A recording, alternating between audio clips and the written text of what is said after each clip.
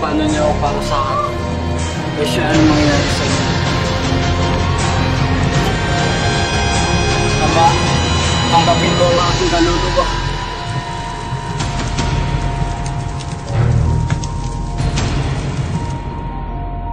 Ako si Alma, dating saserdote ng Haring Noah sa lupain ng Lihay Nephi. Sinusulat ko ang pangyayaring noong 160 taon bago ang kapanganakan ni Kristo.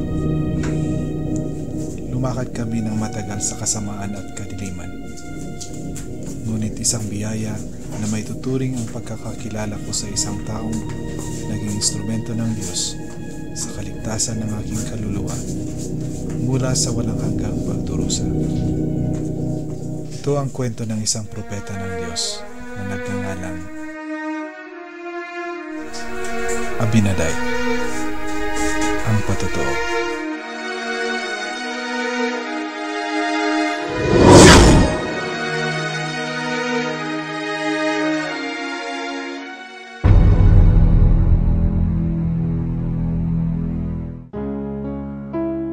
Ginawad ni Haring Senif ang kaharian sa isa sa kanyang mga anak na lalaking nagngangalang Noah. Ngunit hindi siya lumakad sa mga landas ng kanyang ama.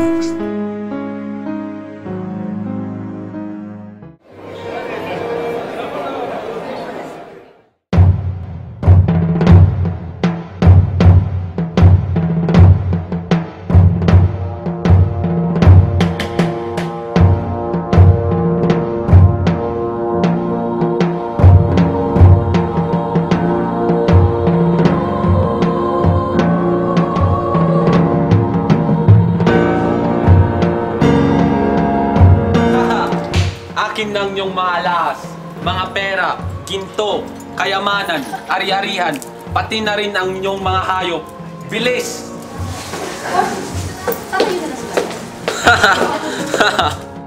Nasaan ang aking pagkain? Ayun! Mga alahas. Ayan lang, konti naman. Okay na to, pagay ko to. Wow! Baka sa'yo nakasakit.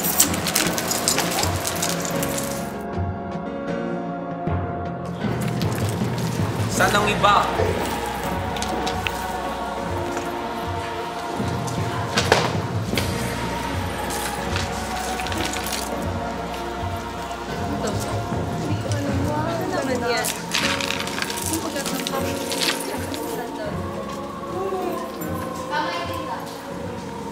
Ay nako, isang buwan yan lang ang nakolekta. Huh? Kulang.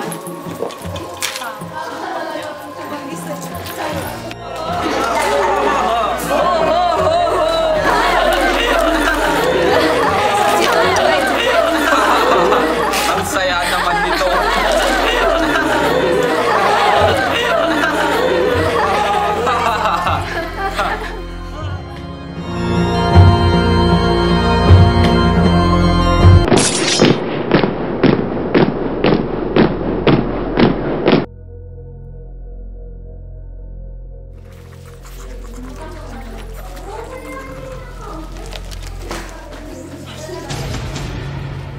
Ipatawag siya.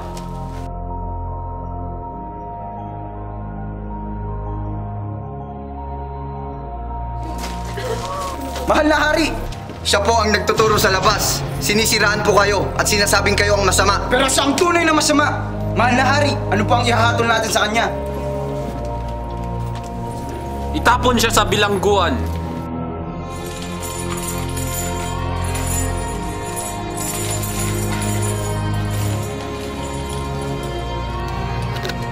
Magsisi kayo sa inyong mga kasalanan sapagkat ang Ama ay hindi natutuwa sa inyong mga pinagagawa. Darating ang araw, mapaparusahan kayo sa inyong mga masamang ginagawa. Kayo'y parurusahan sa inyong mga kasalanan.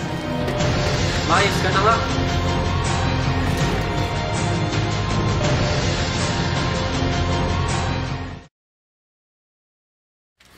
Hi, kailangan ko nang magpagupit. Mukha namang hindi, mga pilak ang mga ito. Ang ganda ko talaga. Ano kayang nararapat kong gawin sa kanya? Mahal na Hari, ipagpatawag natin siya upang malaman natin kung anong gagawin natin. Gideon! Masusunod po, mahal na hari. Sino ka para ako saan kami makasalanan? At parusahan kami balang araw. At alam mo ba ang binitawang mo salita ay laban sa hari? Ako si Abinaday, ipinadala ng Ama upang balaan kayo sa inyong mga masamang pinagagawa. Masdan na mga kasamaang idinulot nyo sa mga tao. Mga saserdote ba kayo? Anong tinuturo nyo sa mga tao? Tinuturo namin ang batas ni Moises. Kung itinuturo nyo ang mga batas ni Moises, ba't hindi nyo ginagawa? Bakit hindi nyo sinusunod ang mga ito? Bakit puro kayamanan na nasa puso ninyo? Alam nyo bang nagsasabi ako ng totoo? Alam nyo yung totoo ang aking mga sinasabi. Kaya dapat kayo nararapat na manginig. Hindi nyo alam na nagsasabi ako ng totoo. Patayin siya!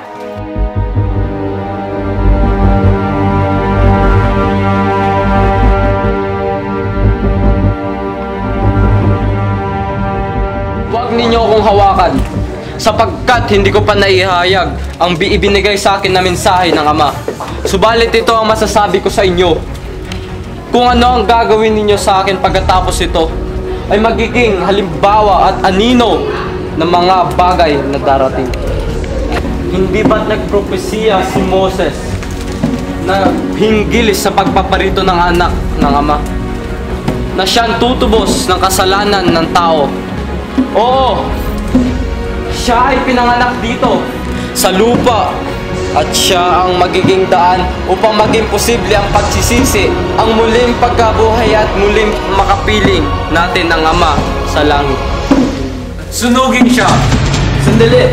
Hindi nyo ba alam na tama ang kanyang sinasabi? Kinakailangan nating baguhin ang ating pamamaraan.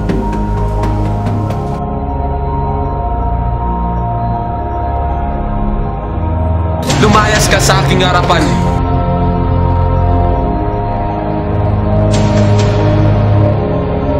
Baka siya naniwala. Tinalikuran niya tayo. Oo nga. Gideon! Patayin siya!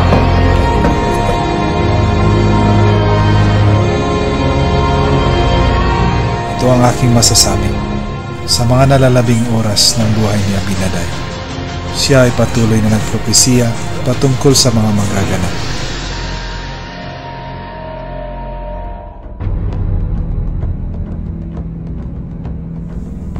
Ako ay nakatakas mula sa mga tagapagsilbi ni Haring Noah. Ako ay nagsisi sa aking mga kasalanan at kasamaan at humayo ng palihim sa mga tao at nagsimulang ituro ang mga salita ni Abinaday.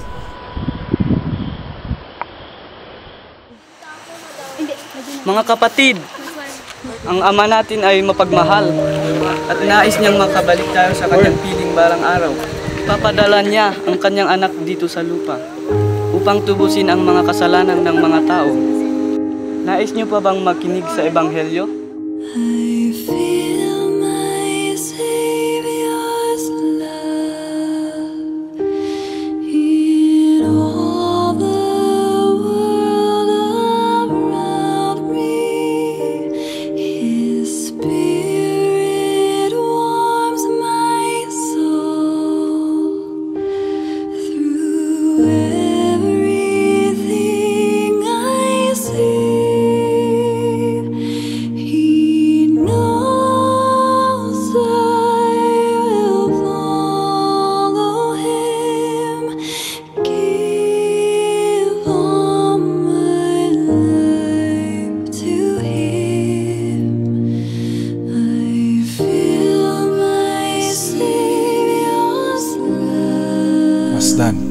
Sila ay bininyagan sa mga tubig ng Mormon at napuspos ng biyaya ng Diyos.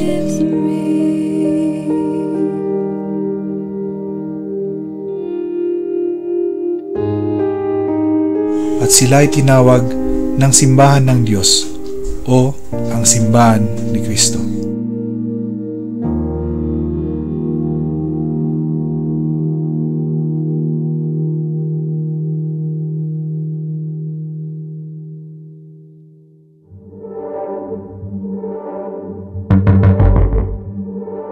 At ngayon, isang lalaki sa kanila na ang pangalan ay Gideon. Hinangad patay ni Gideon si Haring Noah. Sa kanghuwad na hari, dapat maparusahan ka rin. Ngayon, bibigyan kita ng pagkakataon upang tumakas.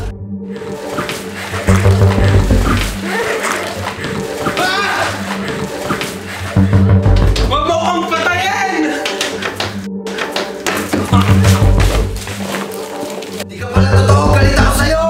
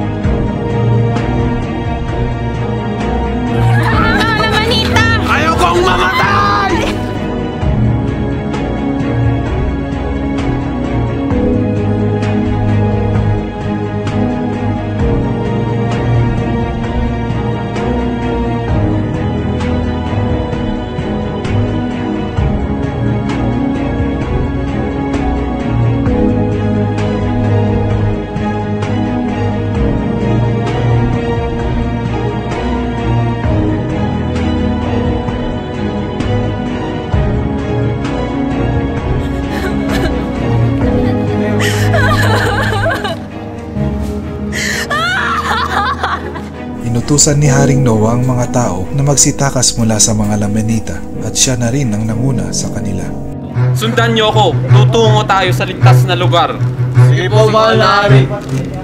Sa kabilang bundok.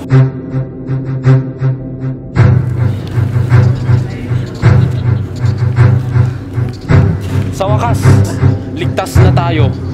Paano ang mga pamilya namin? Wala akong pakialam. Sarili mo lang nililigtas mo. Isa kang makasariling tao. Sunugin siya. Sunugin siya. Sa kanghuwad na hari, dapat maparusahan ka rin. Dapat maparusahan ka rin. Ayaw kong mamatay! Kung paano niyo parusahan, siya rin ang mangyayari sa inyo.